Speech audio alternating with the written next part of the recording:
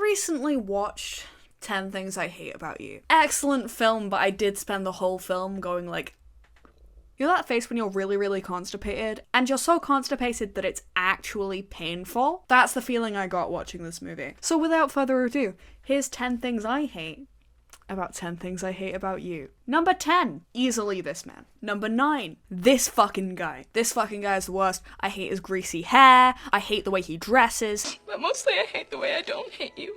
Not even close. Not even a little bit. Not even at all. Number 8, this fucking... You know what? I think I'm just gonna extend number 10, 9, and 8 to all of the men in this film. Every single one. If you're gonna be like, but this one was good. No, he wasn't. They fall into one of 3 categories, right? Misogynists, actual stalkers, like I could do them for harassment stalkers, or just fucking irritating. And yes, I am talking about the nerds. Listen, if I had a Trilby hat right now, I would tip it. It would be a milady moment, because that's how fucking awful the men in this film are. Number 7, this bitch. Oh my fucking god. I know I seemingly can't do it, but honestly, it's not that difficult to shut your mouth and not talk for a bit. Why don't you try looking good? Why don't you try minding your own fucking business? To be honest, the only good character in this film is the so-called feminazi character. Number 6, the representation of drugs and alcohol in this stupid film. It's very 90s, 2000s-esque.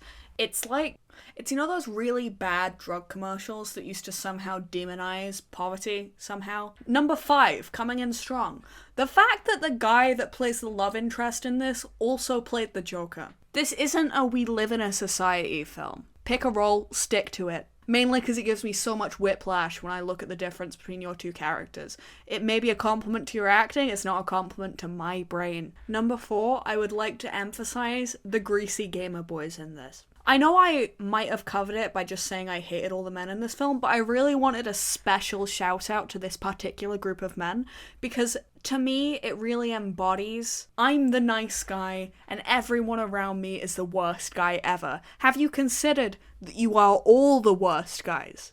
Khaleesi, fuck off, I'm talking about 10 things I hate about you. You're my firstborn child, now fuck off. The thing is these nerdy men think that they're like better, nicer people than the rest of them. They're pulling the strings like a Bill Gates puppeteer. Maybe if you stop manipulating women, they'll start to like you. Have you considered that, Buster? I've never said Buster before, unironically it doesn't go with my mouth shape. Sorry. Number 3. The fact that every actor that's meant to be a teenager in this is actually 40. Every character that is meant to be a teenager in this actually has a mortgage and 3 kids. 17-year-olds don't have worry lines.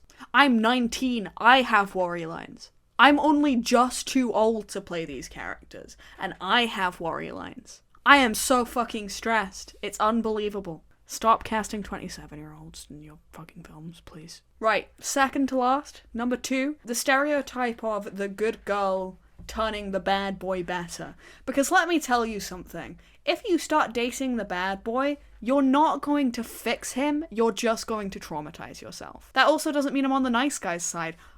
Both fucking ends of the range are awful. Don't date the guy that says they're an awful human being.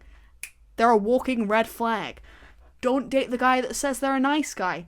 They're a walking red flag. You need a healthy middle of somebody who says, I don't know, man, I'm solid. That's a stable man. You may not want a stable man. I know I'm being a hypocrite, definitely, but... Hey everybody, today I'm going to offer up 5 ways to know that you need to get back in therapy.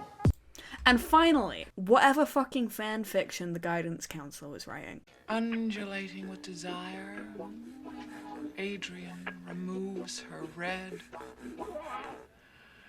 You need to go to an island and figure yourself out like a monk. Go and meditate for a bit. You are a danger to society. And I have fanfiction writing friends. I have the same advice for you. Seek therapy and a monastery ASAP. Please remember to hit the like and subscribe. Bye!